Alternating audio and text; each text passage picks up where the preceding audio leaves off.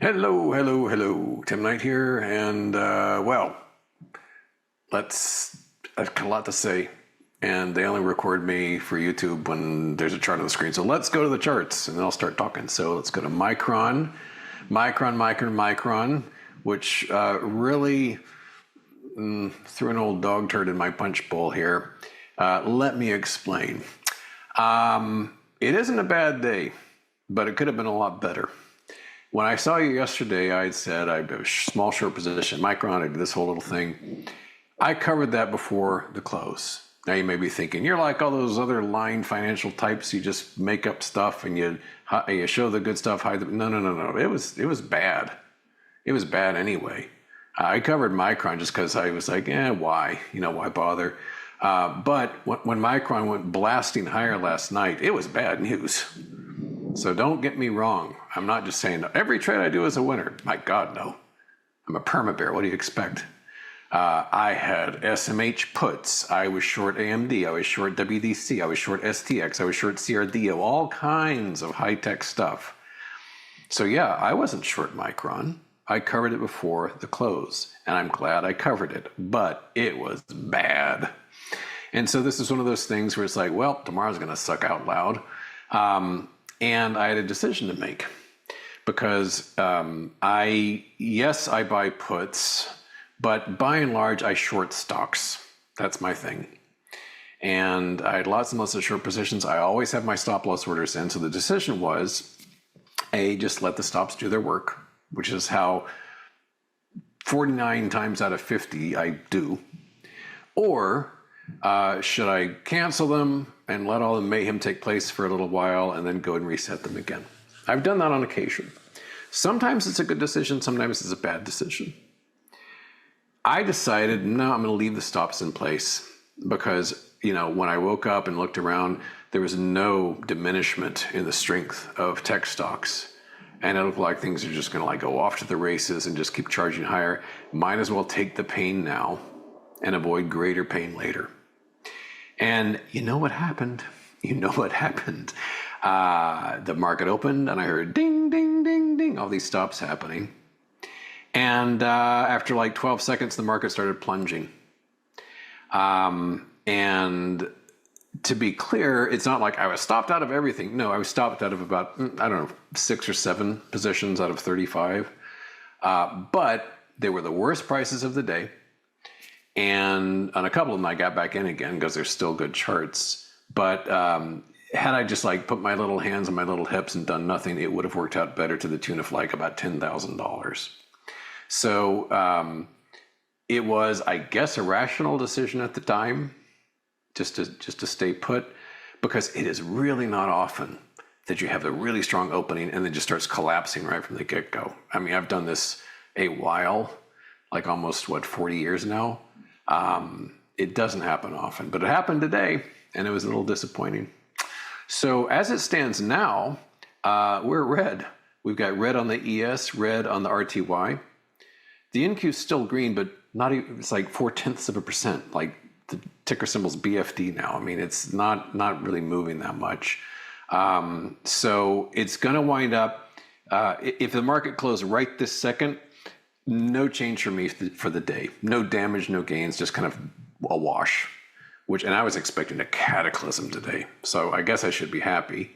But yeah, by those circumstances, I share this not because my own personal trading is of any interest to you, but just because, a lot of us have rules and principles that we try to abide by in our trading, and sometimes they work out, sometimes they don't. And this is one instance where, if I had to do it over again, I would just been let's see what happens the first 5 minutes, then reevaluate. Here's Micron. As I said, I was not short when it came to the day. I'm not short now. It's not an especially good chart at all. It's not a particularly good trading opportunity at all. So I ain't doing nothing with it. But boy, oh boy, did it poo on my day. So that's Micron. AMD. And a lot of these are red bars. They open strong in the trading week right now. I have no position in AMD either, although if I had to short between Micron and AMD, goodness gracious, it'd be AMD right this second, because at least there's some semblance of a kind of curving lower on this. KLAC, this one I remain short. The gap is unclosed. A lot of these are still having a good day. Like this is still up about 7%, but the gap wasn't violated on that. AMAT I had no position on, but I simply share it because this has been one of the most sensational gainers out there. And I will say that I mentioned the put options earlier. I don't have stops on those at all. And so painful as it was to have those SPY puts and the SMH puts, they weren't blown out of the water the moment the market opened. That would have been really bad. And those have recovered pretty nicely. But yeah, a lot of the stuff I've been shorting has been the kind of the really high flying tech stuff. I mentioned Credo Technology, CRDO earlier. I got stopped out of that at a loss, and it's basically been falling all day long. If you read me on Slope, that is slopeofhope.com, my website where I do my writing. I've got a little post coming out about the specific stocks that I got zapped out of. That'll be coming live in about 39 minutes at the closing bell. So yeah, weep, poor them. Here's Western Digital WDC. This was a close shave. Look at that. The gap was perfectly sealed, but not violated, and we've been sinking all day long. So WDC, again, it's still up, but it's up 3.5% instead of like 12 or something like that. So a real fake out. I mean, the flip side of the Tim coin here is some poor soul who, unlike me, buys stuff. And we opened and they went out and gobbled up all kinds of stocks because they were breaking out. And then they've been looking at losses all day long. Since there's like one bear for every 10,000 bulls, there's probably a lot more stories like that than there are my little weepy tail. SNDK SanDisk. This one, it's really strong. This bad boy used to be, like a $10 stock. Now it's measured in the thousands of dollars. It's at lifetime highs right now. I have no position. I will say that it is mushed right up against its broken trend line. So I don't know, it wouldn't be the worst time in the world to short it if you swing that way. I'm not touching it because it's not much of a pattern to it. But this is one of the, it's up almost 20%. But there's been a lot of beneficiaries of this Micron nonsense that came out. So S&DK just flying higher again. One of the few things I did correctly today was right from the get-go, I decided, South Korea is probably not a bad trade. Because even with all this Micron insanity going on, EWY wasn't anywhere near lifetime highs. Although it was, up for the day, obviously. So I did short that in size, and it ain't bad. It's up 3.16%, but I shorted it when it was much higher, and the gap was not closed. So I'm short that again. Had really good results with this gap here, so we'll see if we can give it another try. For no good reason, a couple of days ago, I covered Microsoft. I was like, well, that's enough profits for that one, and I covered it. Well, that was stupid. It just keeps falling. Think about it. You and I both live in the most oversupported, absurdly valued, overvalued, preposterous market in human history. And this is how Microsoft behaves. Okay? This is the mega bull market of all time, and Microsoft does nothing but fall. How do you think it's going to behave in a bear market?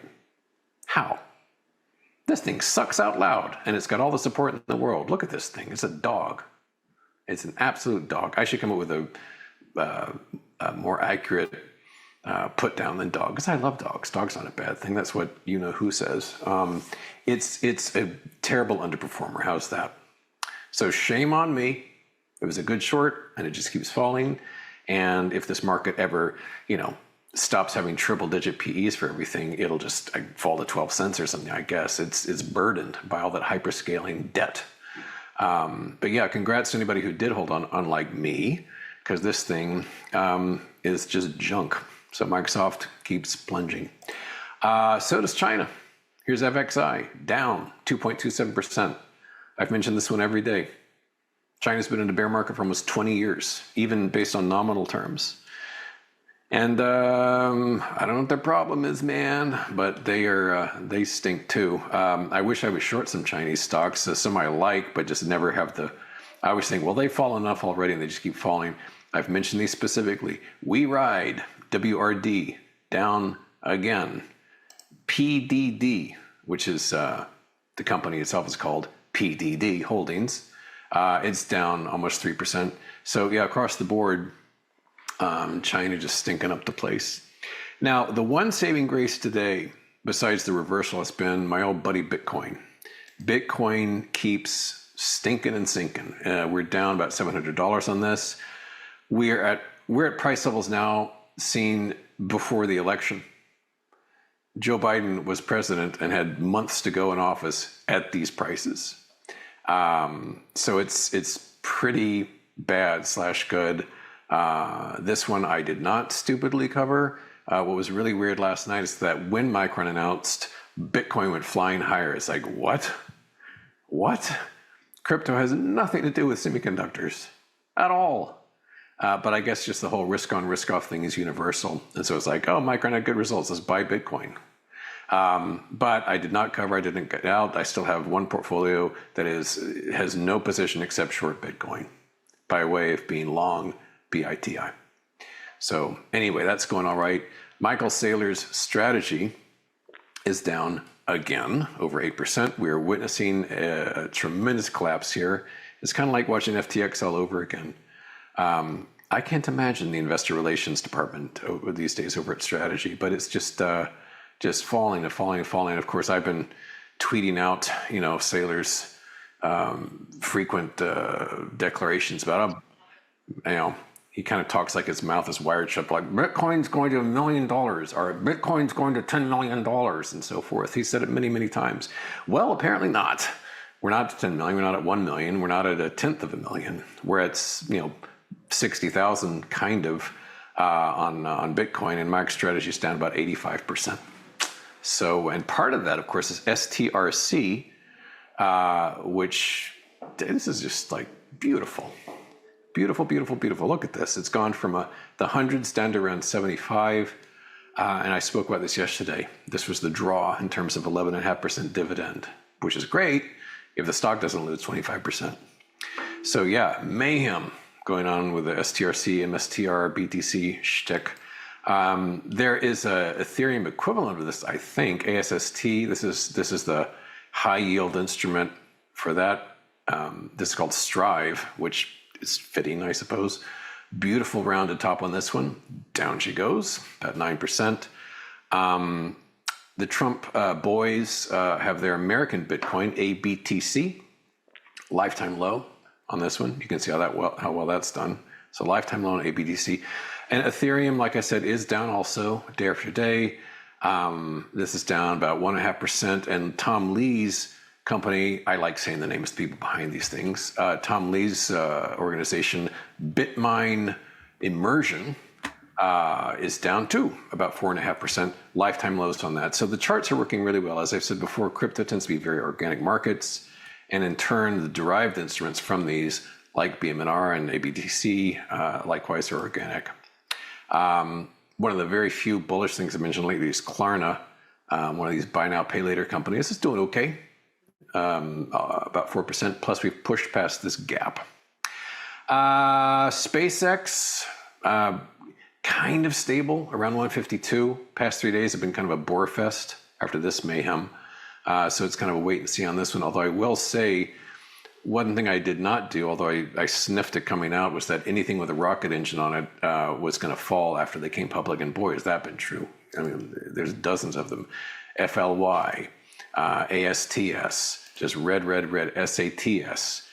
This one's up a few pennies right now, but on the whole, past few weeks have been down hard.